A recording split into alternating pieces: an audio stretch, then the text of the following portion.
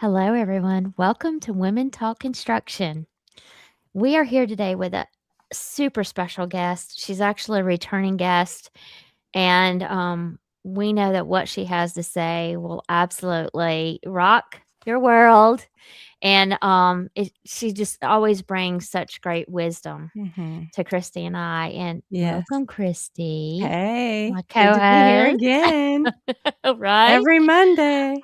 I know. Yeah. And so today we are here with Nancy, and she has been on the show before. And we are so excited to have her here because she is certainly disrupting the industry with her expertise of over 30 plus years in it. And we are so appreciative to have you. Welcome, Nancy, and tell everyone a little bit about yourself. Oh, thank you so much, Angela and Christy. When you say over 3 decades, it makes me feel a little ancient, but I still am very Not young at at all. heart. No. And I love sharing. So yeah, it's exciting at times right now. I've recently semi-retired. So I'm now the ambassador for Compass Datacenters. So as a high-level executive and part owner in the company, this has been a huge change for me. But I do know that if I want to have an active retirement, it's time to kind of pivot and have a little more flexibility. So I am serving on boards that are adjacent to the industry so I can keep my brain active and plugged in and stay relevant and continue doing some of the mentorship and basically the work about advancing women in our industry, which I care about so deeply. So thank you so much for having me on your podcast. Oh, yeah. Share a little bit about you were talking to us about how you kind of thought through that retirement process and how long Yes. it took you to I think our audience would really love to hear about that. So since I have the best job on the planet, it was super, super hard to make this kind of a decision. I'm with a firm that has an amazing culture, and as chief of innovation, it was, just like a dream job, right? And so for me to try to say like, hey, it's time to pivot, it was a struggle in my brain, but I care so much about the company and I care so much about the people that I work with and the industry that I started super early. I started almost 2 years in advance of any movement, and found what I think is the most powerhouse female I could find, and her name is Amy Marks, and she She now is our is. senior VP of innovation there. And then it was a good year of overlap, and kind of building up my departure so that everybody was left in good hands. And then it was so gracious and wonderful of my company to offer this ambassador role that allows me to continue doing these types of things and speak in some prestigious events and stay plugged in again, as a bit of a soft landing. Because as when this kind of is what your life pivots around, it's an identity, for yourself. Mhm. And Yeah. having a soft landing has been lovely. This is not my first time of retiring, so I wanted to get it right this time. And That's all of these awesome. things are helping me a great deal. Yeah. Well, that and you get Well, to spend more time with your husband and your grandkids and your Yes. kids, right? And That was that's that was really quite a key, Christy. shift. That was key for me. It was like taking care of myself, my health. I travel a lot. It's hard sometimes, and Mhm. I have the most adorable grandchildren, ages ranging from age 12 down to age 2. And no. so I want to spend as much time with them as I can. And as I was saying, right before we started recording, I want to be the fun grandma. I want to be the grandma who has all the energy, and the kids are like, let's go do this. So that's my goal, is to try to, hurry so I can slow down and Yes. squeeze every moment out of the next few years here. That is a really, really great goal. And before you leave, we want to like tap some really good wisdom out of you. So let's talk a little bit about innovation Mhm. because that's something you've been really, really prominent and successful at your entire career. With 3 decades in construction, what's the most disruptive technology you've seen change this job site recently? Well, so recently it's obviously AI. I mean, that would be the easy answer, I would say, and I Mm-hmm. can give you lots of examples of how that's been so supportive and helpful in the past very recent years. Initially, I would have to say it was more like databases, right? It was the Mm, ability to yeah. take data and relate data. And that could be data from anywhere. So, but now with AI, that data is going to be it's going to be federated in a way that we can use it and apply it and transact with it and predict Mm-hmm. with it and all these other things that we could never do in the past. So I love it. I think it's going to be exciting to see how this is going to help us. But I also want to put a little caveat that, staying with the human element of critical thinking and, Yes. asking good questions and getting Mm-hmm. getting news to allow you to open a conversation is really important. But there are so many technologies that I've seen with AI, whether it's, looking at the means and methods or products or, science around the tools and the engineering that we do in our industry, or, even just like I said, taking that data and federating in a way that we can make it more meaningful. That's super exciting. I think it's going to take down I'm hoping it's going to take down some barriers. I'm Mm-hmm. hoping it's going to become more empirical in a way that allows us to not have this zero sum game approach to our business when it comes to our whole ecosystem, Yeah. from owners to, the designers and the engineers and the builders. And I'm hoping it's going to help us become more relational and less transactional. I think Yes. those are huge, huge movements in the industry that we're talking about a lot. And so if you think of AI, try to think of it through those lenses, because I think that if we can change the way we communicate and the way we transact with each other, the whole industry will change, and in particular from a diversity of thought and diversity of gender perspective. Yeah. Absolutely. That's wonderful. Thank you for that. I took a lot of notes. Yeah, we hear a lot about communication need to change, so that's another way to look Yeah. at it. Communication is the Definitely. key to success, right? Like, we've been talking about that for years, and the closer we Hmm. can get to that, it's gonna make our world a better place, not just our industry. Yeah. Yes, it is. It is. I mean, it's actually the evolution of humans, right? It's like Mhm. how we communicate. And I don't know if I've told you guys this story before, but the whole idea behind the way, when my kids were younger, I took them to Epcot Center at Disney, and it was like this whole evolution through humans, and it was, you know hieroglyphics on the cave wall, and then chiseling in stones, and then the library of Alexandria, and the printing press, and all of these ways that we've communicated.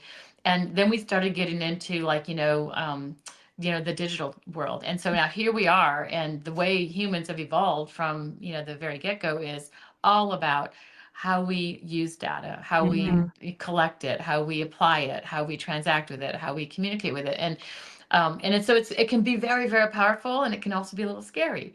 So, Yes. but my whole thing is, like, this genie's out of the bottle. It's not going back in. So, like, stay aware, don't put your head in Mhm. the sand, like, and be the positive force that we need. That's my message. Oh, Yes, yeah. I love that. Genie's out of the bottle. Like that one too. Yes. We Nancy, have a lot of Nancy, you genies just out of the have bottle right now. So, Nancy, you often speak about the potential versus the credential. How can companies better shift their focus to find hidden talent? This is such a good question. It's one of my favorite stories. I actually learned about this when I was retired the first time, and it wasn't really coined by me, but I learned about it through Laszlo Bach, who was the chief of people for Google, and he was at a Mm, conference that I was at, and he told the story about how Google was this massive data collector, probably largest in the world, and they started realizing that they had this gap between potential and credential in the genders. Mm. And he said it was very mm, evident, and this is why I like to share the story, because it gives empirical background to it. It was evident because they have a self promotion policy where everybody in their company puts themselves up when they feel ready to be promoted. And they said it was really fascinating data. After about, I think he said, 10 years, they looked at the stats, and they said women were given the promotions 90+% of the time when they would put themselves up for promotion, and men were given the promotions like somewhere lower in the 50 to 60% of the time. And he asked the audience, why do you think that is? And of course, I raised my hand and I said, I think it's because women have waited too long. And by the time they put themselves up, they're overqualified, and men are very quick to the draw. And so they are going to take more of a chance on their own Yeah. abilities to be promoted. And management, which is primarily, men also, when they see the person sitting across the table from them, it's easy as a human to relate to someone who kind of is like you, like-minded, Mhm. like, Mhm. Yes. like experience all that. So you can see the potential in someone who reminds you of yourself easier than you can if they remind you of your spouse or your daughter or your grandma or your aunt, and that type of thing. So because of that, they had to revise the way they were doing their policies to try to figure out how to pull up the women, have them put themselves up for promotions sooner, before they were overqualified to do the job. And it's a struggle, and it's still a struggle It to this is. day. And I do talk to some of these folks and, in these big companies, and they are still working towards that. Mhm. But I would say Really? to It's still a yes. struggle. Oh, it Yeah. is still a struggle, and it's systemic, Wow. Angela. So it's like it's hard, and honestly, a lot of it's incumbent upon us as women to really put ourselves Put out there, ourselves right? out there. Yeah. Yeah, Don't be because scared, right? we're taught check more Yeah. Yeah. boxes, Yeah. and versus, I need another credential, I need to tick another box, I need to go have another experience, Mhm. versus, the men that I've seen this firsthand in my career, where, men can take on a project and they go, I have no idea What I'm I've never doing. done this before, but Yeah. I know someone will train me. Someone will Yes. take me under their wing. Yeah. Someone will teach me, where women are like, oh, I have to have already done it and be master at it before I can take that on. And we cross a lot of those bridges way before we get to them, Yeah. Yeah. so but it's systemic. And so it's like, I like to continue to bring that message up to young women to say, if and here's a good one. If you look at if you say, look, there's a promotion coming up and I can see my colleagues, that you're just as qualified, if not more As so, they than your are. colleagues, right? Absolutely. And if they're willing to put themselves up there, that you can do the same thing, right? Yeah. And you will have someone take you under the wing, and you will learn that role, and you'll be successful. And here's one more key item here. And that is, you do not have to do it just like the predecessors in Mm. that same role. Exactly. You can do it differently, and you can do it better. And that's another thing that brings up the potential versus credential is, with the best of intentions, and this is also, we'll get to biases later, but with the best of intentions, if a supervisor is looking at you thinking, my job's super hard and I could never do that without exactly the lifestyle I have and the support system I have, then they'll reflect that back onto you and say, like, if you Mhm. don't have that, how are you going to do what I do, which is super hard? And all I'm going to say, the answer to that is, you will do it different, and you will do it Yes. Mm. as good or better. You might do it better, right? Diversity of thought, right? Yes, 100%. I Yes. love that. I Yeah. love bringing Mhm. on a new teammate and wondering where they see the gaps and where they can make things better, right? Yeah. Because if you got somebody in the same role for the long time doing the same thing, they tend to get not necessarily complacent, but there's probably a little complacency there. But they also like their own system, right? And Hmm. they don't want to change it because it's been working forever. So you get those Yes. fresh eyes and fresh perspective in there, and they see the gaps that they can fill that can make the organization better. I love Yeah, because that. it's change is risky and It is. disruptive, It and people is. don't like to do it. So they're totally right, Christy. Yes, Having that fresh lens, kind of rejuvenates, it and that does. it's wonderful. It's Yes. exciting, really. Mhm. I mean, this is the perfect time for us to talk about a perfect storm. What exactly does the perfect storm look like for gender equity in our industry? So The now future. more than ever, I would say the perfect storm that we see, and this is when I think perfect storm, I have to think of this in a very holistic way, right? Right. So you have to, and I do actually. I've done quite a few keynotes on kind of the fifth industrial revolution and the perfect storm happening around the globe that impacts our industry, right? So when you think about it, it's everything from demographics are huge, right? Hmm. The demands, and it's not just demand in our industry, but demands in all industry sectors, right? Yes. So Yes. there's huge demand. The shift in labor force, and what AI is doing to impact that versus, kind of what we've been seeing coming, for decades now, when it comes to what we call the new collar workforce. Not we don't we've shifted away from blue collar because it is new collar with all the Yeah. technology and Yeah. so I forth, and love it's more that new attractive. color. Mm. I love new color. Yeah, We're going to so the use new collar that. workforce is huge. And when you think of the geopolitical stuff, you think of the socioeconomic, issues that we have throughout the world, and all of this. And I mean, I'll bring it on. Global warming, and that's also Yes. creating more demand Yeah. because of the events that we're having to solve for within our industry, and with and aging infrastructure. Think about Mhm. the Western world who hasn't been repopulating themselves in over decades, 2 to 3 decades of literally status quo. Um, and when it comes to demographics, but also having aging infrastructure, and infrastructure including transportation and hospitals and Mhm. data centers like what we do, and electric grids, just name it. All of those things are the perfect Yeah. storm. So, having said all that, when it comes to the gender aspect, we just don't have enough bodies Right. to do the work that we have to go do. So I do think that this perfect storm is going to create a surge of really wanting to think outside the box, really Mhm. understanding how to get into more modern methods of doing the work that we do.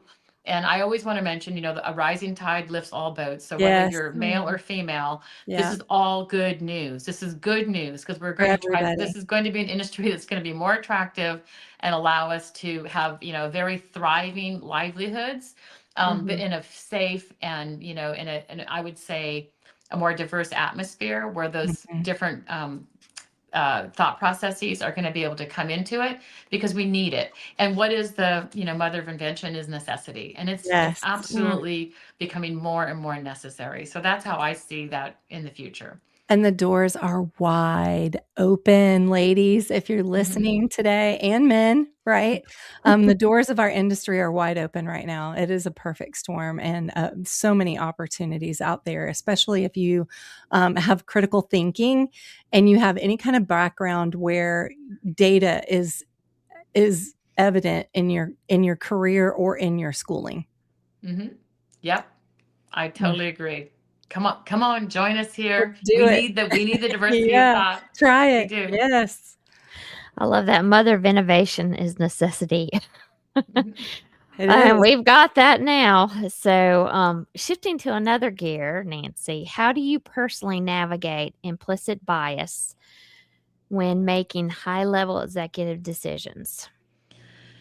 So this is a great topic, Angela. It's one of my favorites because I always like to point out that every human being has biases, right? Mhm. And I think it's very interesting when you look back and see, like through my own career, the different times when I saw bias happening, that most of the time, I mean, I would say a good 95% of the time, it was being done with good intentions. Mhm. It Mhm. was literally, For sure. a human being trying to say, like, well, I'm looking out for your interest. And so they're having these biases without really knowing what's going on, right? And so the Mhm. way that we try to address it, some of the things that help us is first we check ourselves, Mm. before we're going to do promotions, before we're going to do recruiting or interviews and so forth. We check ourselves and we say, I know I have biases. I want to try to leave those at the door as best as I can, even though we're going to have blind spots, right? Mhm.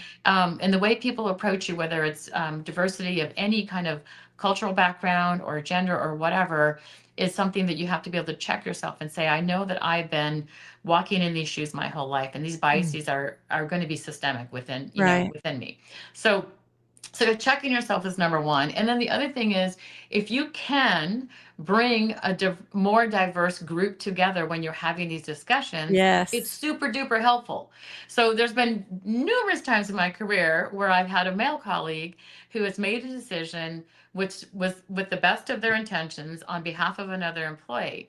And then a different set of lenses, like myself, I can come in and say, I feel like you did that decision on their behalf, but I feel like it should be their decision and not yours, Mm. because you're basically projecting what you think would be best for you and or your situation onto them. And in every instance that I've done that, my male colleague will be like, "Oh my gosh, you are so right. I didn't realize I did that. That is such a good point." And then they go out and they fix it. Right. So but if you can't get women in advance to be in those discussions, it's super hard for us to help our colleagues Right. see through Mm. those lenses, right? Mhm. So somehow, some way, I'm telling, all the firms out there who are on the audience, like, figure out how to get some of those lenses in the rooms and have them help Mm. you check yourself and ask those Yes. questions so you can make better decisions on behalf of not just your employees, but your company. Yes. I love that so much.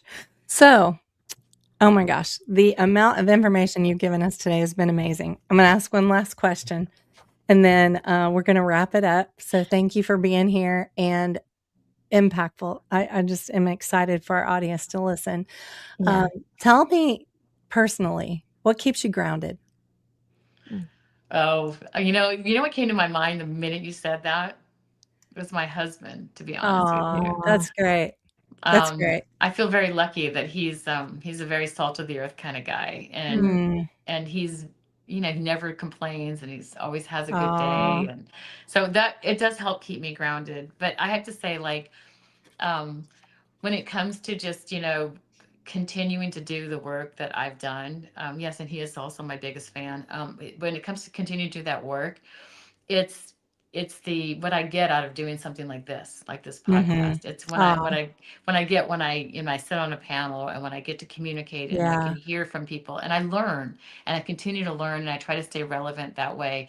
It keeps me grounded in the fact that being a continuous learner is so important, Mhm. and it helps me not just have a little bit of, I guess, a legacy around being able to share and learn from others, but even with my kids and so forth.